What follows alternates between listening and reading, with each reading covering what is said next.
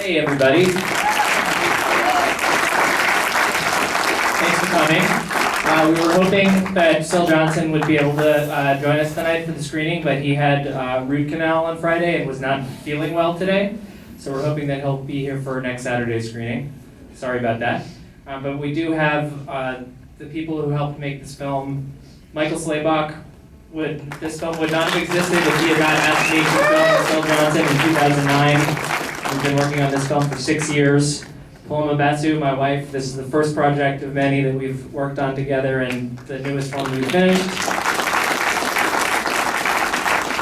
Joaquin Perez, a fantastic editor that I've been working with on various projects over the last 7 years. This is our first feature film together. Other people who are in attendance who we want to say thank you to would be Penny Duff, who has helped us so much and shot a little bit of the film.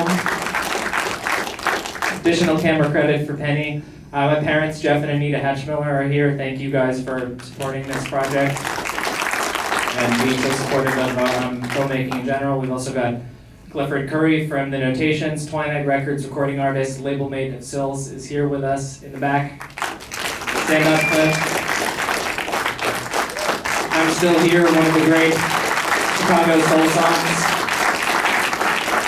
Ken Shipley from Numero Group is here, released Syl Johnson's box set. Was a huge help making this film. I don't know if Rob Severe is here, he's DJing afterwards. I'm probably missing someone, I should think. I don't know. Well, let me throw a question at you. Two-parter, really. So one is, why you to make the Syl Johnson film? And the second question is, did Syl Johnson say that to you? And how did you convince him that you were the man? It was not hard to convince him about making a movie, actually. Syl wanted to tell his story. Nobody was rushing to do it. And I just happened to meet him and think he was really interesting, and I was looking for a film project, and so we started. I asked him the first day that I met him, he talked about wanting to write a book about his life, and I said, well, what about a documentary? And he was cool with it right away. And there was no process of convincing him that we should be the people to tell his story. He was just eager to do it, and very cooperative the whole time in his own way. And what about the first part of the question? Why did you feel like you were right to tell his story? Well, I love music, and I just love people and stories about people who do great things. And I guess maybe I think all of us can probably relate to the struggle of somebody who wants to make something that gets noticed in the world. I mean, that's sort of a primal instinct, right? Anybody who makes any kind of art or creative work wants recognition. So I guess I felt a connection to his struggle to get people to listen to the great music that he made. And I just thought he was fascinating and charming and hilarious and had such a touching story and such a great catalog of music. So why me? Who do you think, Michael? I think you're a great character. So I want to open up questions to the audience, but I do want to follow up on his willingness to take part in his own way. I mean, one of the endearing things about him is he's kind of cantankerous, and I'm just wondering, whether that did present some challenges. Well, interviewing Syl is not the easiest thing in the world. I've interviewed a few people in my lifetime. I'm still fairly young, so not that many. But interviewing him presents a challenge because I think Syl, he likes to run any conversation that he's in. And whenever I've heard radio interviews with him, where they really got him to sort of follow their agenda, I've always been very impressed. With me, it was sort of a long process of, we would show up and shoot something. I would have a pre-planned idea of what I wanted to talk to him about or what part of the story I wanted to interview him about, and Syl would kind of answer whatever question he thought of in his own head rather than the one that I had asked. And I don't know, I think maybe it took a few years of him getting to know me, letting his guard down a little bit and running the conversation less, and also me just learning to be really patient with him and sort of let him say what he wanted to say before I pressed him again to talk about his childhood, where he grew up, the recording studio that we were at. So I think that also made for a more interesting film because unexpected things happened all the time. My favorite scene in the film is the only scene that I wasn't there for shooting, which is when Syl is in the empty lot where his fish restaurant used to be, and he starts talking to someone off camera about the Wu-Tang Clan. Out of nowhere. Nobody asked him about it. We were trying to talk to him about his restaurant, but it made for a perfect turning point in the film. So, like any documentary, it was certainly a collaboration with the subject of the film. Questions from the audience? I'm going to ask a quick question to the editor while you think of another question. While you think of a question. I love the montage of all the hip hop sampling. It's such a fantastic edit job. I'm curious about putting that together. That particular montage was Rob helped a lot on that montage. Is this thing on? Yeah. All right, just checking. That was just finding the right tracks that you could really hear the sample stand out in. I think it goes in chronological order. It kind of gives you starts in the beginning days of hip hop and goes to all the way through until Kanye West. So. Is it hard to get all those clips? Just in terms of a simple, just archival footage. What we did first was pick out the songs that we wanted, and we used the music videos for the ones that had music videos.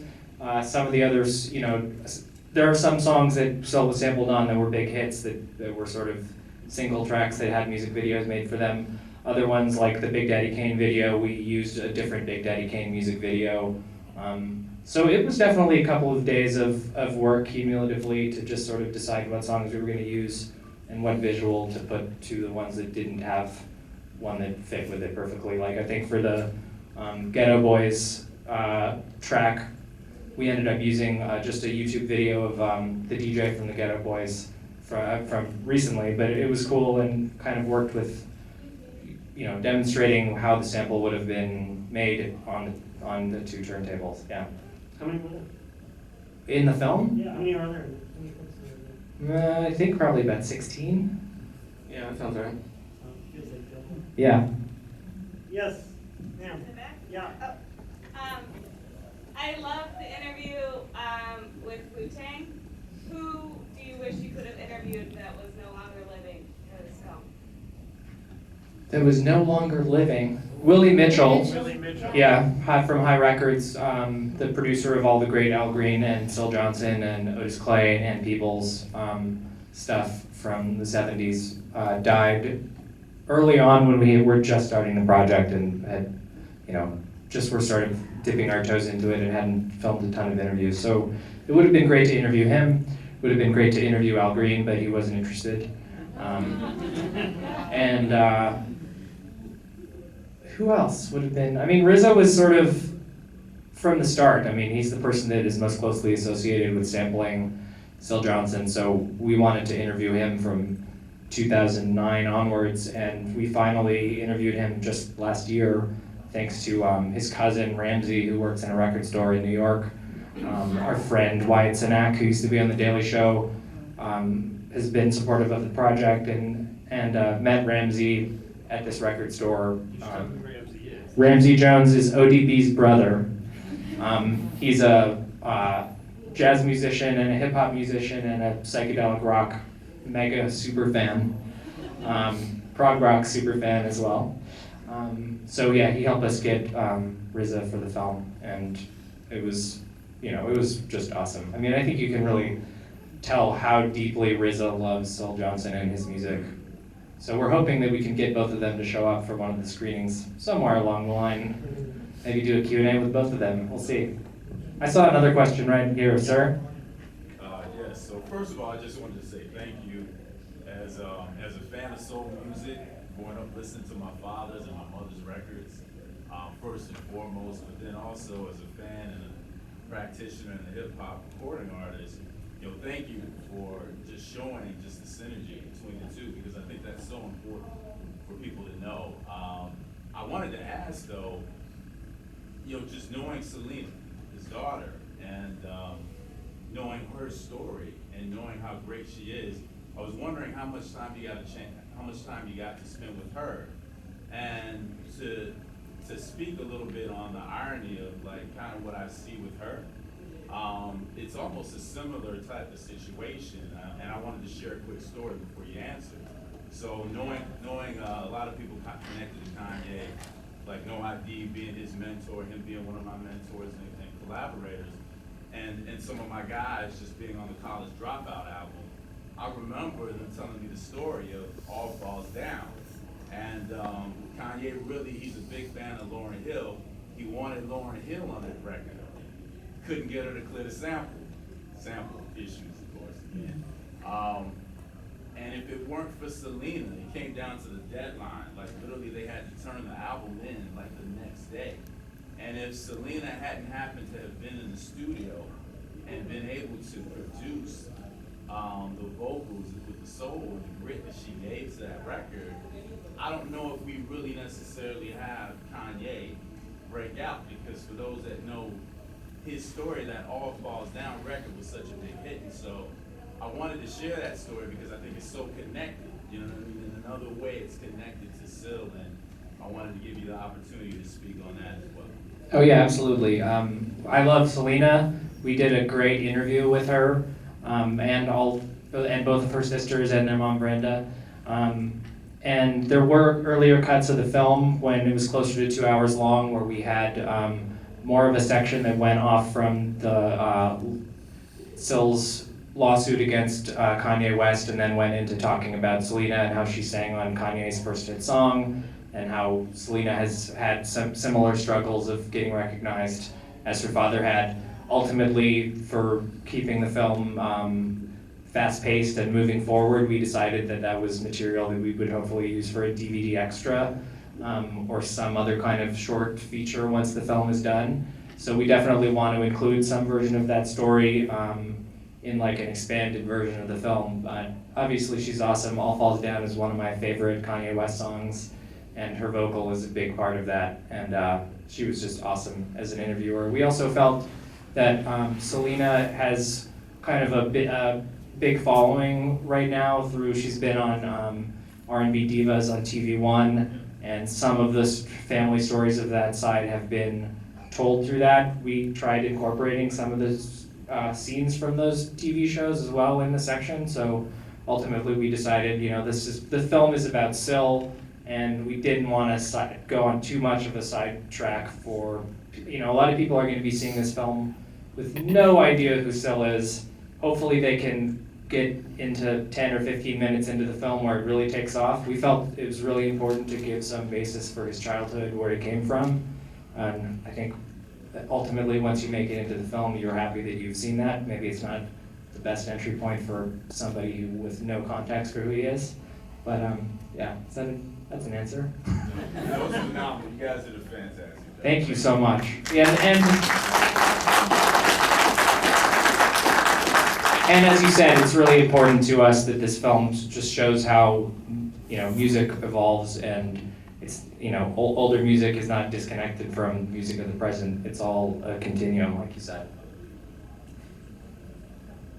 How long did it take you to film the documentary? The first shoot was in November of 2009, so just short of 6 years.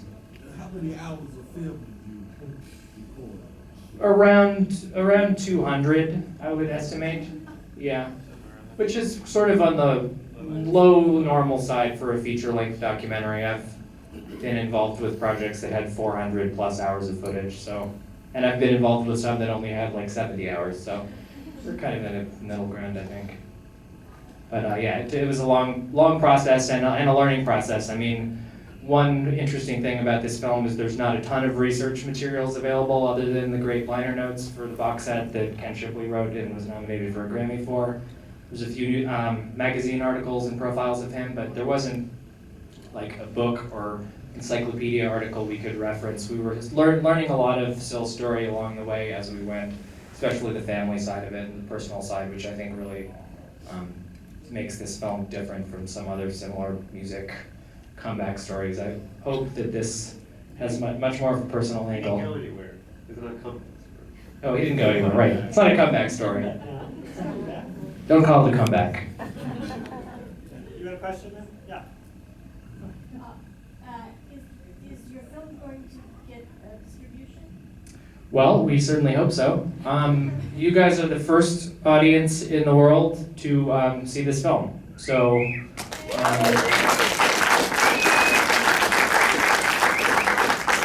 I hope, hopefully there will be many more audiences that see it and you'll be able to say you were the first. But we're showing again next Saturday afternoon, so if you like the movie, definitely tell your friends to come out next Saturday. We're also going to be showing the film in Memphis and New York City next month with other screenings to follow. We have a website, syljohnsonmovie.com, that you can visit, sign up for our email list to find out any news about the release of the film. We also have a Twitter account at Syl Johnson Movie. We're on Facebook.com/Syl Johnson Movie. Fan it or like it? Like it, yeah, fan it, tweet it. Definitely put on, if you like the movie, say something about it on social media. Could definitely help us. And yeah, we're hoping that the film will get distributed sometime in the not too distant future, but yeah. Oh yeah, we are heading from here to Virgin Hotels Chicago, which is where? It's on Wabash and, what's it, Lake? Yeah, Wabash and Lake, 25th floor. Number of group guys are going to DJ, hang out. We can answer more questions. But Yeah, we'd love to have a drink and talk to you, so please come join us. It's free, open to the public, and there'll be some great music played. Thanks very much, Rob.